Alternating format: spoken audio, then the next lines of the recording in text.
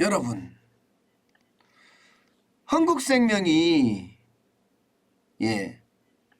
외화 영구채에 대한 신종자본정권입니다. 영구채에 대한 조기상한 콜옵션을 행사하지 않았습니다. 6개월을 늦췄어요. 그러니까 시장에서는 화들짝 놀란 거죠. 이건 뭐지? 이거 잘못하면 외국인들이 채권을 안 사는 것 아니야? 뭐 이렇게까지 이야기할 정도로 시장에 지금은 저는 충격을 주고 있다 생각을 합니다. 그런데 DB생명도 지금 똑같은 상황이 지금 연출이 됐습니다. DB생명은 외화는 아니에요.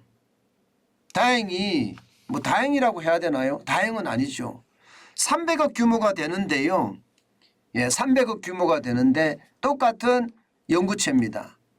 신종자본정권에 대해서 이거 연기했어요. 6개월 연기했습니다. 이렇게 되니까 보험사들 괜찮아? 뭐 이런 얘기가 지금 시장에는요 화두가 되고 있어요. 근데 실제 보험사들 괜찮을까요? 일단 여러분 이거 한번 보시죠. 10월 보험사 채권 매도액입니다. 2조 1223억 원이에요.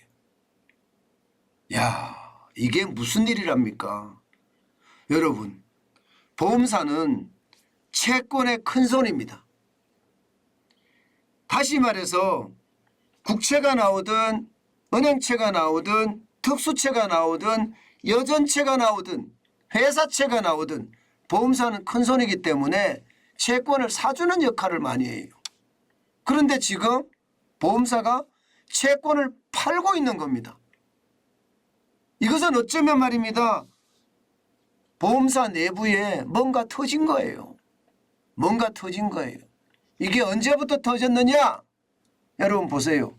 지난 9월부터 팔기 시작했습니다. 9월에 2,823억 원을 팔기 시작을 했죠. 그러다가 10월에는 2조가 넘게 2조 1,223억 원을 팔았습니다. 팔을만 하더라도 사들였잖아요. 3조 9,084억 원을 사들였습니다. 그런데 9월부터 이게 반전되기 시작한 거예요. 반전되기 시작했어요. 왜 이럴까요? 왜 보험사가 보유한 채권을 팔까요? 핵심은요, 여러분, 돈이 안 도는 거예요. 돈이 안 도는 거예요. 보험사 입장에서도요, 앞서 말씀드린 것처럼 한국생명이 외화연구채를 발행을 하고, 그죠?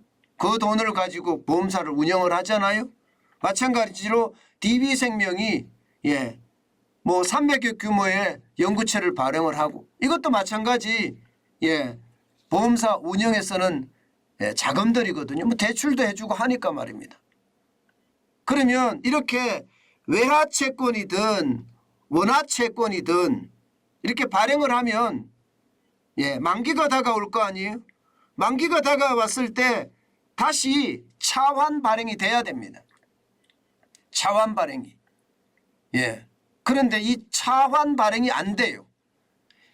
다시 말해서 내가 빌렸는데 이게 다시 한 번 더 빌리자 이렇게 돼야 되는데 이게 안 됩니다. 왜 안 되느냐? 보험사에 대한 어떤 기본적인 신용이 떨어졌기 때문입니다. 이게 레고랜드에서 시작된 채권의 위기는요. 지금 전 시장을 휩쓸고 있다고 했잖아요. 보험사도 마찬가지예요. 그런데 보험사는 규모가 크잖아요.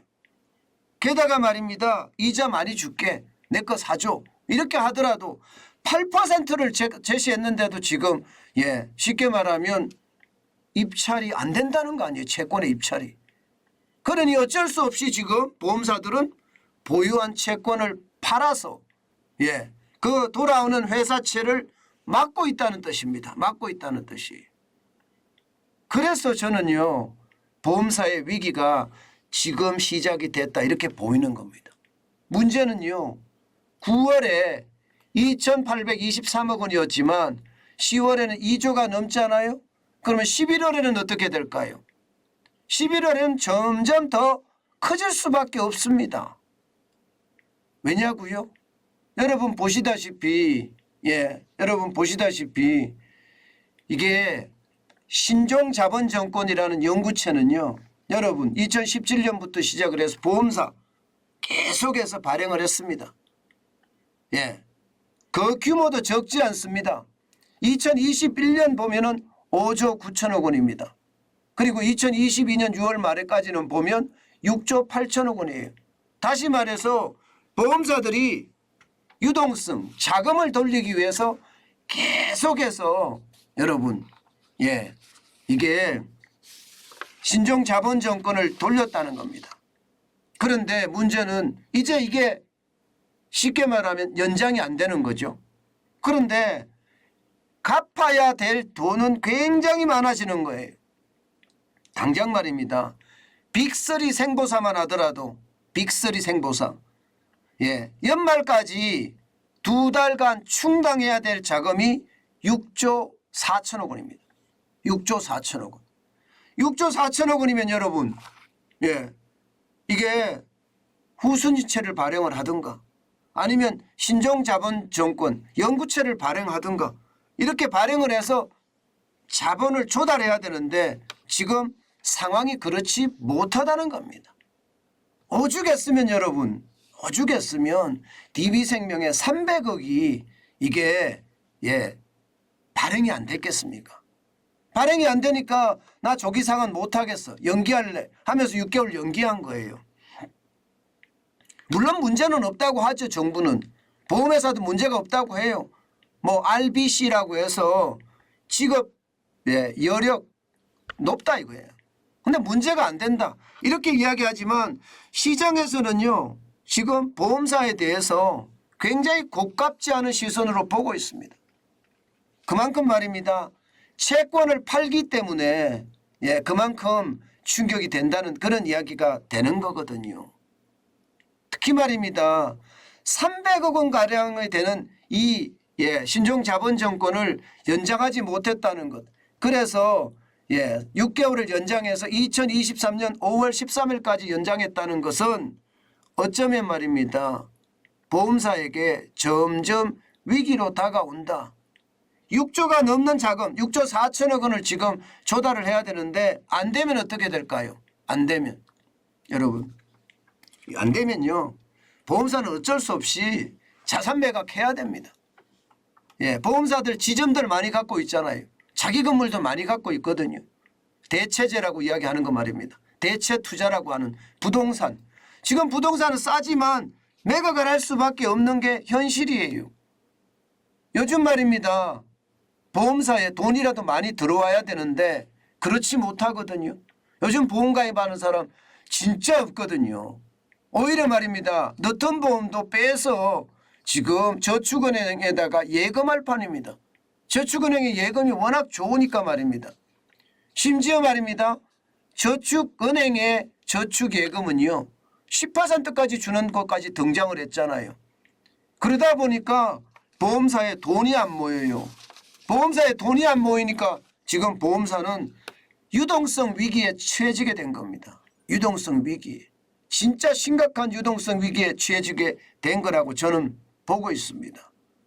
게다가 여러분 프로젝트 파이낸싱도 장난 아니잖아요. 보험사도 사업 단위 대출이 굉장히 많아져 있습니다. 이것도 이제 책임을 져야 되는 그런 상황인데 시중에서는요. 지금 돈 구하기가 하늘의 별 따기다 이렇게 이야기합니다. 실제로도 그렇습니다.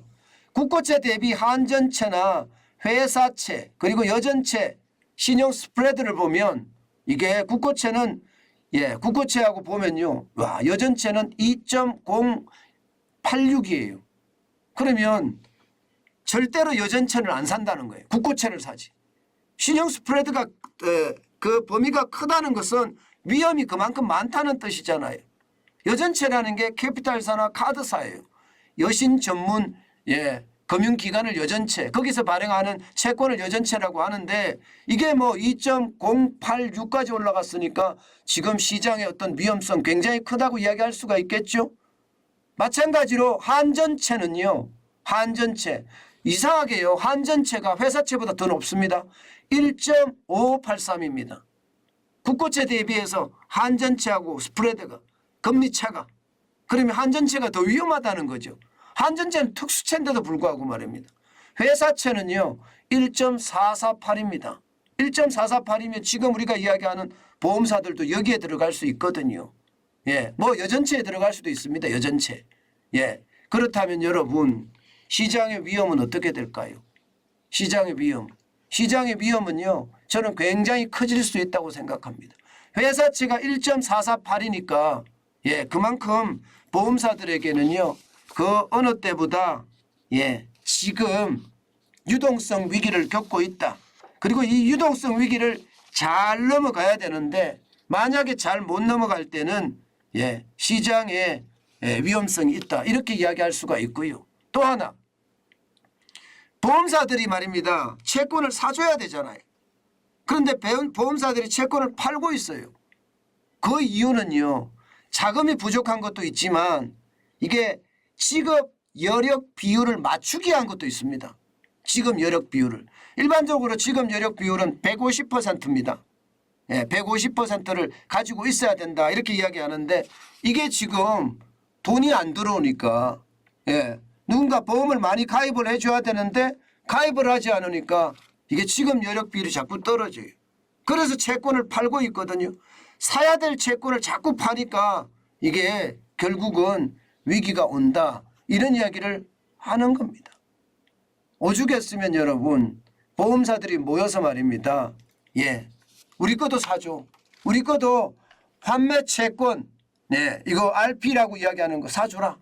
우리도 사줘야지 한국은행이 안 사주면 어떻게 하느냐. 이렇게 이야기할 정도로 지금 예, 상황이 어렵고요. 심지어 말입니다. 유동성 규제 한시적으로 안 해달라 이거예요. 한시적으로. 예. 지급 여력 비율이라고 하는 RBC를 150%로 하는데 이거 내려달라는 거예요. 지금 굉장히 위험하다는 이야기입니다. 지금 건의한 내용을 보면 말입니다. 예, 상황이 진짜 어려워진다는 이야기를 그대로 내포하고 있습니다. 지금요. 그 어느 때보다 보험사들의 위기도 점점 커질 수밖에 없는 거다. 이렇게 이야기합니다.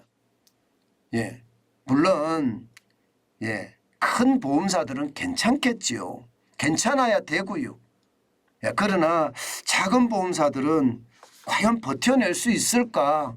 저는 그런 생각까지 듭니다. 그만큼 보험사의 유동성 위기는 점점 커지고 있고요. 이 유동성 위기가 좀 가라앉아야 되는데 이게 가라앉지 못하고 계속 커질까 솔직히 좀 두렵습니다.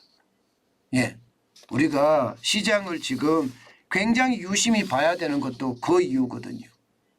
여기에다가 지금 미국의 금리 인상은요. 보험사들에게 또 한 번의 충격을 줄 수밖에 없거든요. 한국은행도 금리 인상을 할 거니까 거기에 대한 위기도 저는 충분히 있을 수 있다고 생각을 합니다. 어떤 분들은 지금 보험계에서요. 야, 보험에다가 저축성 예금 안 넣겠다 이거예요. 차라리 그냥 시중은행에 넣으면 그 정도 금리 나오는데 왜 넣냐 이런 이야기까지 나올 정도니까 보험사는요.